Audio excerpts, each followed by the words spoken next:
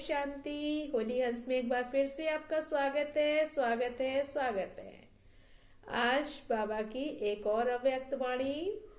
बाबा बोले आवाज से परे जाना है व बाप को भी आवाज में लाना है। आप सब आवाज से परे जा रहे हो और बाप दादा को फिर आवाज में ला रहे हो। आवाज में आते भी अतीन्द्रिय सुख में रह सकते हो, तो फिर आवाज से परे रहने की कोशिश क्यों? अगर आवाज से परे निराकार रूप में स्थित हो, फिर साकार में आएंगे तो फिर औरों को भी उस अवस्था में ला सकेंगे। 1 सेकंड में निराकार, 1 सेकंड में साकार, ऐसी ड्रिल सीखनी है। तो बाबा क्या कह रहा है? इस शरीर में रहते भी अशरीरी बनने का अभ्यास करना है। अभी अभी निराकारी और अभी अभी साकारी। जब ऐसी अवस्था हो जाएगी तब साकार रूप में हर एक को निराकार रूप का आपसे साक्षात्कार होगा।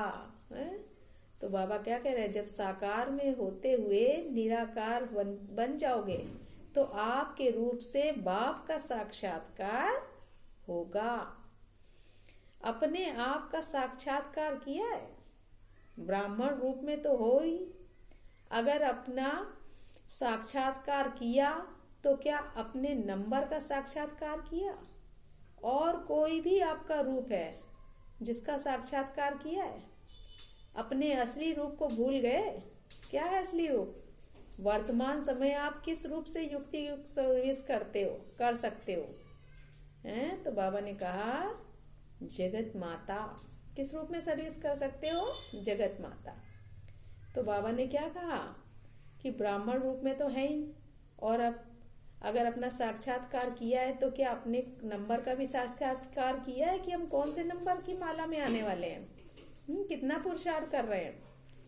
आज तो विशेष माताओं का ही प्रोग्राम है ना।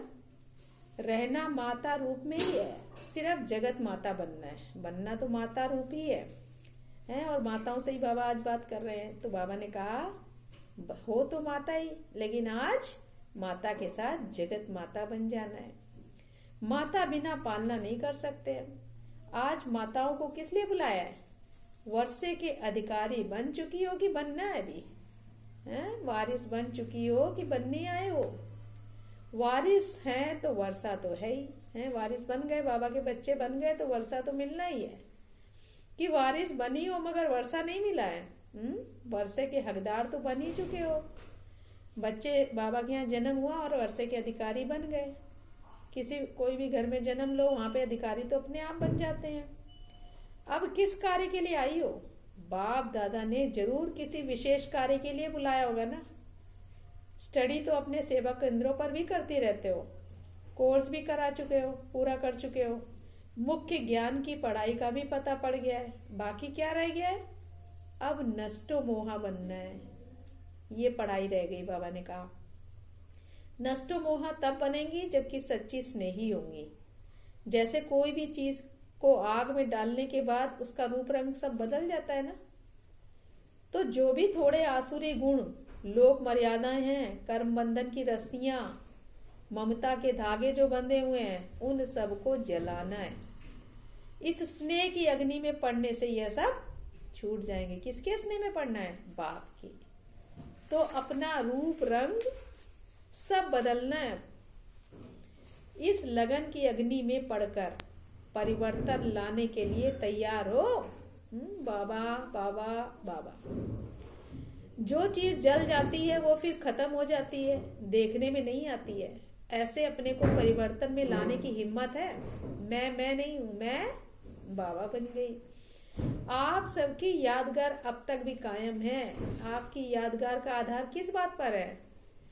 जितनी जितनी याद है उतनी उतनी सबकी यादगार बनी हुई है। अब तक भी कायम है। मंदिरों में देवी देवताएं किसकी यादगार है? हमारी ही है। आपकी याद के आधार आप पर आप सबकी यादगार बनी हुई है। अगर याद कम है तो यादगार भी ऐसा ही होगा। अगर यादगार कायम रखने का प्रयत्न करना है तो पहले याद कायम रखो कि हमारी पूजा हो, निस्दिन हो, तो हमको भी बाबा की याद फिर हर पल हर वक्त करनी होगी। फिर उस आधार पर यादगार बनना है। हर एक के विशेष गुण पर हर एक का ध्यान देना चाहिए। एक एक का जो विशेष गुण है वो हर एक अगर अपने में धारण करे तो क्या बन जाएंगे? सर्वगुण संपन्न। है बाबा ने जिन बच्चों को चुना, हर एक में कुछ ना कुछ गुण है। दुनिया में जितनी भी आत्माएं, कुछ ना कुछ विशेषताएं हर बच्चे में होती हैं। तो हमें क्या लेना है उनसे? हैं? हंस क्या चुगता है? मोती। तो हमें भी दूसरों के गुणों को चुन के अपना बना लेना है और फिर बन जाएंगे सर्वगुण संपन्न। जैसे आत्मा रूप को देखते हो ना, तो जब कर्म में आते हो तो हर एक के विशेष गुण कर तरफ देखो, तो फिर अपनी बातें फिर और बातें भूल जाएंगी। गुणों को ही अपने में भरने का प्रयत्न करना है। आज माताओं को चंद्रमा का टीका लगाया बाबा ने। चंद्रमा के जो गुण है वो अपने में धारण करने ही है, परंतु चंद्रमा का सूर्य के साथ संबंध भी गहरा होता है। तो चंद्रमा जैसा संबंध और गुण धारण करना है। और चंद्रमा का कर्तव्य कौन सा है? शीतलता के साथ साथ रोशनी भी देता है। तो बाबा ने क्या कहा? चंद्रमा के जो गुण हैं वे अपने में धारण करने ही हैं। और चंद्रमा को रोशनी कहाँ से मिलती है? बाप से। तो बाप से रोशनी बच्चों को मिलती है। तो चंद्रमा का कर्तव्य कौन सा है? शीतलता के साथ साथ रोशनी भी देना, अपने अंदर गुण धारण करने के साथ साथ दूसरों को ज्ञान भी सुनाना है। अच्छा, अब बाबा विदाई ले रहे हैं। तो आज बाबा ने क्या विशेष बात बताई? अगर आवाज से परे निराकार रूप में स्थित हो, फिर साकार में आएंगे तो फिर औरों को भी उस अवस्था में ला सकेंगे। 1 सेकंड में निराकार, 1 सेकंड में साकार, ऐसी ड्रिल सीखनी है। अच्छा, ओम शांति।